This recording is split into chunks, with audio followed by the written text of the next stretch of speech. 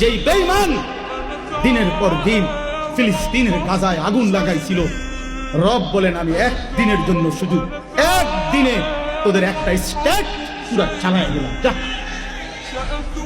পৃথিবীর সবচেয়ে বড় অসভ্যতা, পৃথিবীর সবচেয়ে বড় নষ্টামি, পৃথিবীর সবচেয়ে বেশি যৌনতা, নোংরামি, অশ্লীলতার জন্য খ্যাত যে লস অ্যাঞ্জেলস, হলিউড, পৃথিবীর সবচেয়ে বেশি উলঙ্গনা, বেহায়াপনা, যেখানে আল্লাহর গজব লাগছে, সেখানে আল্লাহর গজব লাগছে। মালিক বলছে দা দিলাম আগুন লাগাই, এবার নিবা, এবার নিবা। শোনেন নাই এটা?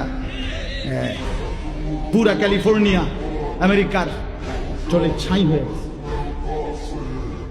ছাই হয়ে গেছে। হাজার হাজার কোটি কোটি মিলিয়ন ডলারের মালিক আজকে রাস্তার ফকির কুকুরের মতো দৌড়াইতেছে। মালিক ছাড় দেয়, ছেড়ে দেয় না। মালিক ছাড় দেয়। আমরা ওই 8ই ডিসেম্বর সিরিয়ায় যখন বাশার আল আসাদের মতো জালেম যখন পলাইছে, তখনও পত্রিকায় খবর আসছিল, একটা খবর আমরাও দেখছিলাম আগে। সিরিয়ার এক মাসুম বাচ্চা, ওই জালেম 5 লক্ষ মুসলমান হত্যা করছে। 5 লাখ। এক ছোট্ট মাসুম মেয়ে বুলেটের আঘাতে যখন ঝাঁঝরা হয়ে গেছিল, রক্তাক্ত অবস্থায় মৃত্যুর মুহূর্তে, এই সিরিয়ার এক মাসুম মেয়ে বলছিল আমি চলে যাচ্ছি, আমি আল্লাহকে গিয়ে বলবো, আমি আল্লাহকে বলবো।